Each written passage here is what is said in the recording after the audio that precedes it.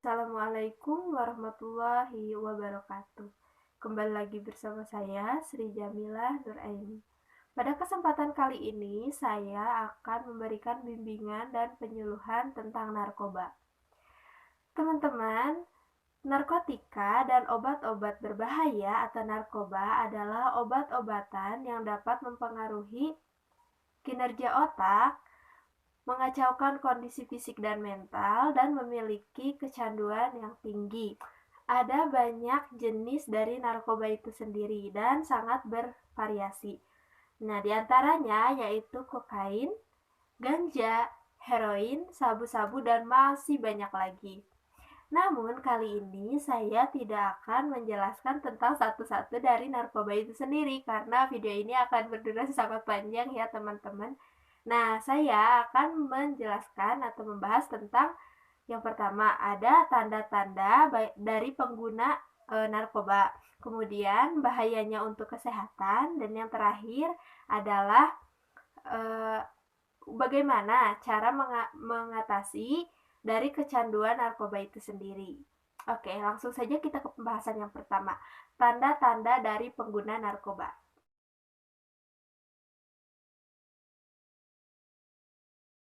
Dilansir dari liputan6.com, tanda fisik dari pengguna narkoba itu yang pertama ada matanya merah, cekung atau sayu. Kemudian yang kedua ada pupilnya membesar atau menyempit. Yang ketiga, penurunan berat badan secara drastis. Yang keempat, ada perubahan kebersihannya. Yang kelima, ada masalah pada giginya. Yang keenam, ada perubahan kulit. Yang ketujuh, dia memiliki masalah tidur atau kebanyakan tidur. Nah, yang kedelapan, muka dia itu pucat dan bibirnya kehitaman. Yang kesembilan itu ada bekas luka sayatan di tangannya, dan yang kesepuluh dia sering sakit.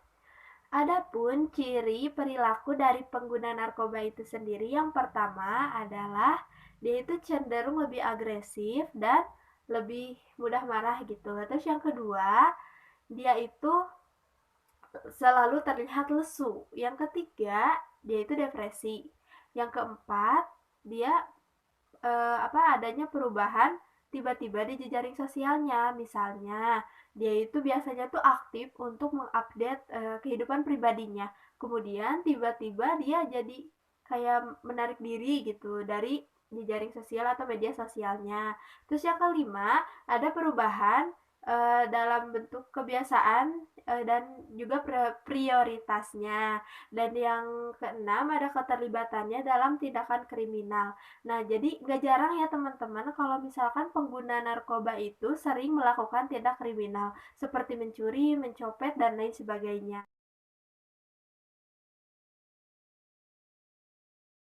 Nah, teman-teman, kita kan udah tahu ya tadi bagaimana tanda-tanda baik fisik maupun perilaku dari pengguna narkoba. Nah, kemudian sekarang kita akan masuk ke pembahasan yang kedua, yaitu bahaya narkoba bagi kesehatan.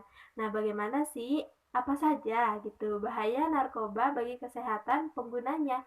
Nah, itu ya. Yang pertama ada sistem kekebalan tubuh yang menurun. Nah, pengguna narkoba itu sangat rentan terinfeksi bakteri dan virus. Bahkan tidak jarang dari mereka yang rentan sekali gitu terhadap virus HIV/AIDS. Kemudian yang kedua, kondisi jantungnya itu dimulai dari detak jantungnya itu yang tidak normal hingga pada serangan jantung. Dan yang ketiga adalah mual dan sakit perut sehingga dapat menyebabkan berkurangnya nafsu makan dan berat badan yang menurun secara drastis. Kemudian yang keempat ada peningkatan ketegangan hati. Nah, peningkatan ketegangan hati ini dapat menyebabkan penyakit yang serius pada hati, bahkan gagal hati. Kemudian yang kelima ada kejang, stroke, kebingungan mental, serta kerusakan pada otak dan penyakit paru ya teman-teman.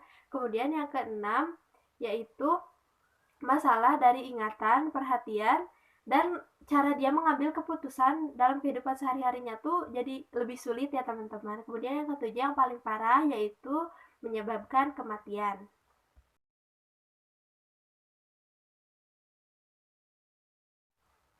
Nah, teman-teman, ternyata narkoba itu sangat sangat sangat berbahaya bagi tubuh ya, teman-teman. Jadi jangan pernah sekalipun untuk mendekati, narkoba. Akan tetapi, apabila sudah kecanduan, nah bagaimana sih cara mengatasi kecanduan itu sendiri gitu? Nah, hal yang bisa kita lakukan adalah dengan cara menelpon BNN, Badan Narkotika Nasional, dan untuk melakukan rehabilitasi terhadap pengguna tersebut. Begitu ya teman-teman. Nah, adapun rehabilitasi yang dilakukan oleh BNN itu setidaknya ada 4 langkah. Yang pertama ada pemeriksaan. Nah, pemeriksaan ini berfungsi untuk mencari tahu sudah sejauh mana dia kecanduan serta adakah efek samping yang ditimbulkan. Kedua, yaitu tahapan detoksifikasi. Detoksifikasi itu yaitu pengguna 100% berhenti mengkonsumsi obat-obatan tersebut. Nah, reaksi yang ditimbulkan dari tahapan detoksifikasi ini cukup menyakitkan ya teman-teman, dimulai dari mual, kemudian rasa sakit di sekujur tubuh, dan juga di samping itu dia si pengguna itu akan merasa tertekan karena tidak adanya asupan ketenangan yang biasa dia konsumsi. Karena seperti yang kita tahu ya teman-teman, narkoba itu dapat menimbulkan ketenangan dan halusinasi untuk penggunanya. Nah, pada tahap ini dokter mengurangi efek samping tersebut dengan cara memberikan resep obat serta si pengguna itu diharuskan untuk meminum banyak-banyak air putih agar tidak dehidrasi, dan dia diharuskan untuk memakan makanan yang bergizi supaya tubuhnya itu bisa kembali pulih. Kemudian yang ketiga ada stabilisasi. Stabilisasi ini adalah tahapan ketika sesudah selesainya detoksifikasi. Nah, tahapan ini yaitu tahapan pemulihan jangka panjang untuk para pengguna dan juga pengarahan rencana hidup dia ke depannya gitu seperti apa. Nanti akan diarahkan pada tahapan ini. Dan yang keempat yaitu pengelolaan aktivitas. Nah, tahapan ini terjadi ketika si pecandu ini sudah keluar dari tempat rehabilitasi dan dinyatakan sembuh.